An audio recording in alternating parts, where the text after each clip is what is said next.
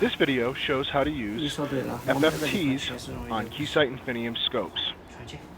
Anytime you walk up to an instrument, you should do a default setup or a factory default setup. This can easily be accessed from the control drop-down to default setup, or there is a button on the front panel for a default setup. For this video, there's a 10 megahertz sine wave coming into channel 1, and one typically wants to use up most of the screen to capture the signal. Otherwise, you throw away dynamic range. So we'll scale the waveform. That's a little bit too much. You want to use just over 7 divisions. So that's probably good right there. To turn on your FFT, it's very simple. We go to the math drop-down, select New FFT, and I can select, in this case, channel 1. This will turn on a second window, and here's my FFT down here. And we'll notice that we have spectrum analyzer-like controls: start, stop, center frequency, span, and RBW. There's also a preset button and mark peaks. Since this is a 10 megahertz sine wave, I'm going to set stop to 20 megahertz. And we notice that we have a very broad central peak. So it turns out this is a very clean sine wave, but it's a simple matter to change the resolution bandwidth to get better frequency resolution. Essentially what this does is it increases the time capture. Okay? It automatically adjusts the sample rate and memory depth and screen width to get a better resolution in the frequency domain. The frequency resolution basically goes by 1 over your time capture, and this is also affected by the window type. So if we keep increasing the resolution bandwidth, I'm going to decrease, scale a little bit, or increase. If we keep increasing it, we'll notice that the FFT noise floor drops down, but we also see that the sample rate can change. A lot of times this is not necessarily a good thing. So we can control the sample rate either by clicking on either the memory depth or the sample rate, or set up acquisition. And here we can set the sample rate to manual, and now it will not change. It's probably a good thing to leave the memory depth to automatic. I'm going to leave this at 10 gigasamples. So now when I change the resolution bandwidth, the sample rate does not change. Okay? But as you go to more and more points, the longer it takes the FFT to process. Now, however, I may wish to see a few cycles of the sine wave and have a very small or good narrow resolution bandwidth.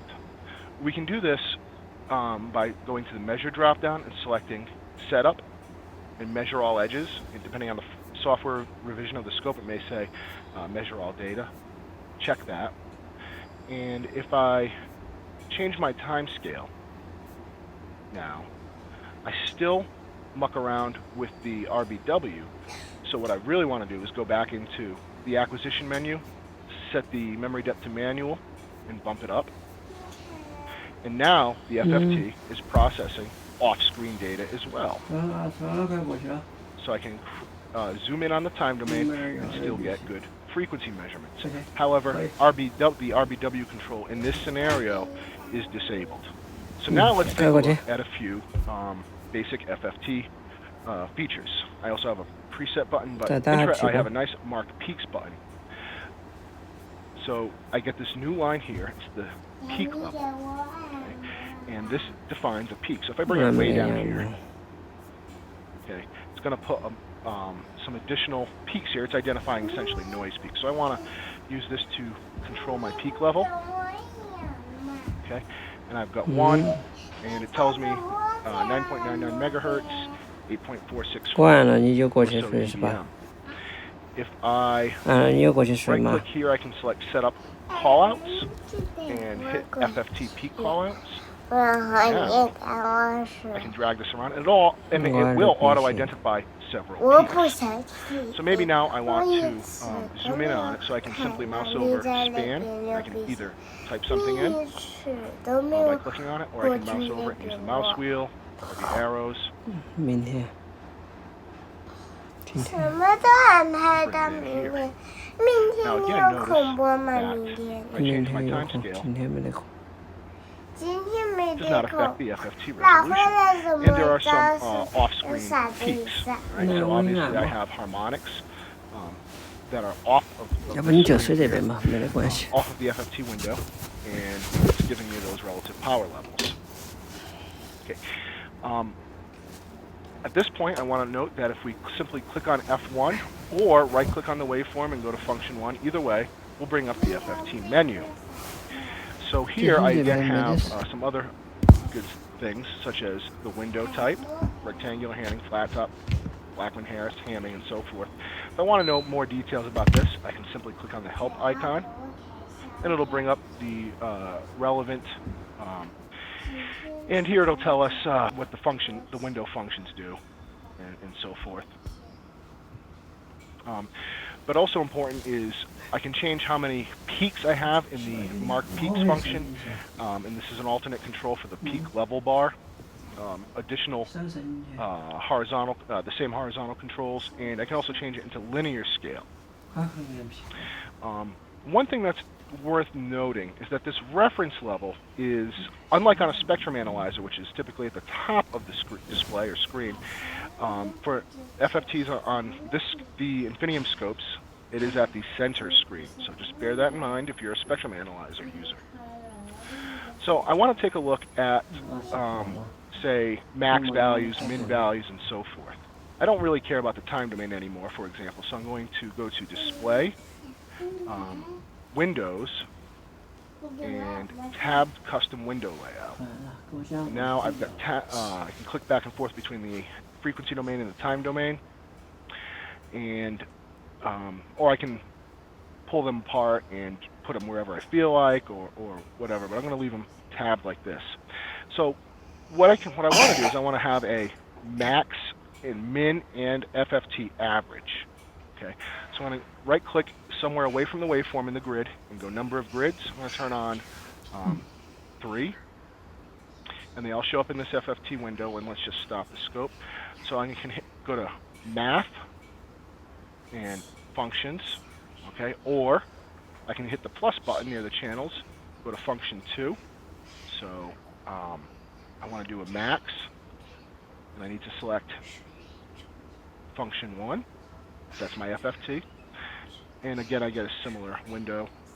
Turn that on, and we notice it automatically shows up in this lower grid. F3, math. Again, I want to do min, function 1. Turn that on. And now finally, F4, math, and should up under average, and function 1. And now I have very similar overall controls, peak counts and so forth, number of averages. This is not average acquisition mode. This is only an average of function 1. Simply turn that on.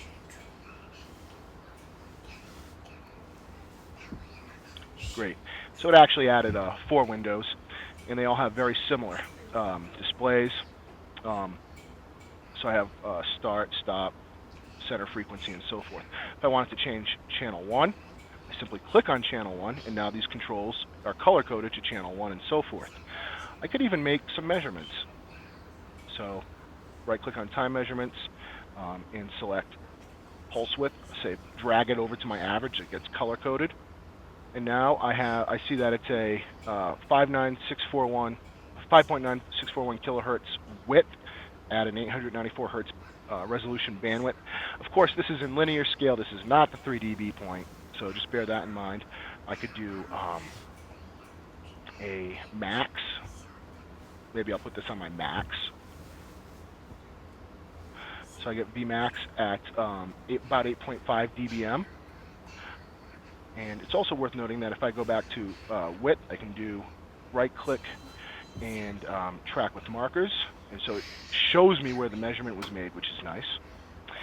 And one of the things I'd like to show is I'm going to go back to channel 1, and I'm going to increase that span quite a bit. Wrong way, of course.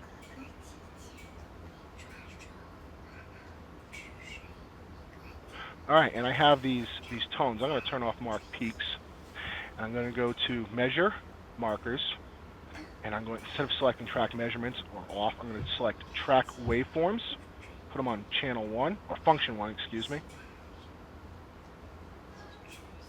And now the markers, as I drag them left and right, will track the waveform. So for example, whoops, I grabbed the channel itself. There we go. Here's my X1 marker. And I can stick it right on this peak, for example. Or at least very close. I can grab X2. And, okay, so I got some measurements. What are they? So let's, again, right-click, select track with markers. There they are. I can see that, you know, between the tones, I've got just under 10 megahertz or 10 megahertz and about 53 dB. And I think if I slide the waveform off so this main peak is excluded, I can just drag it like that. Oh, how about that?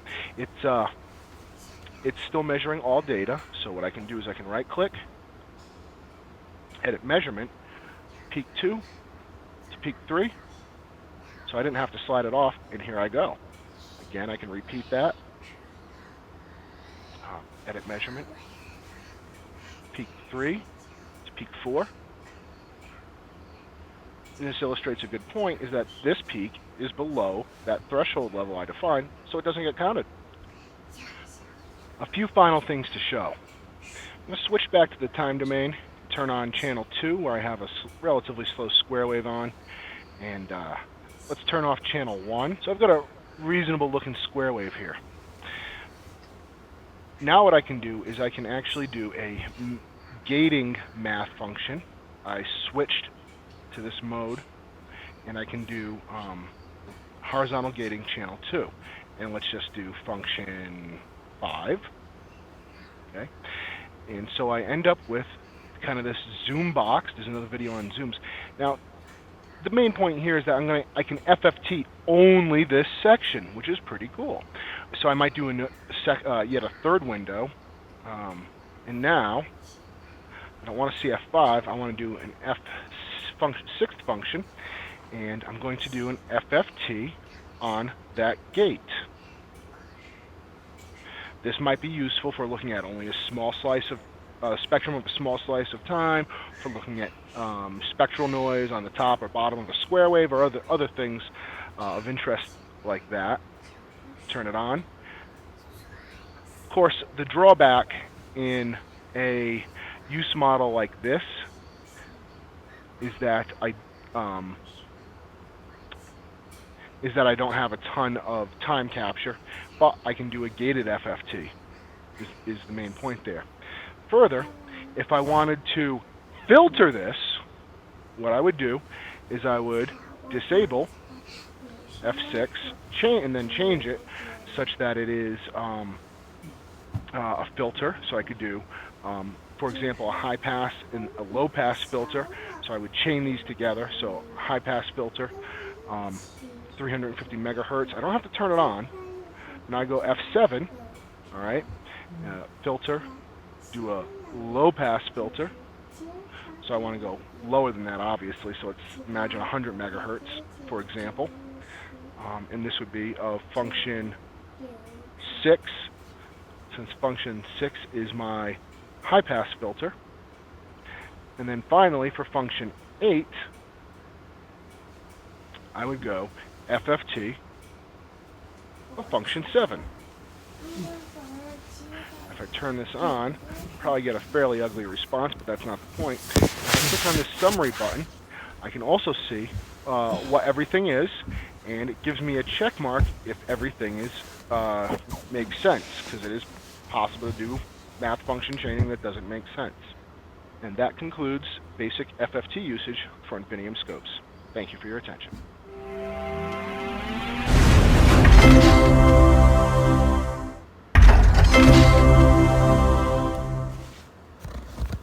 This video shows how to use FFTs on Keysight Infinium scopes.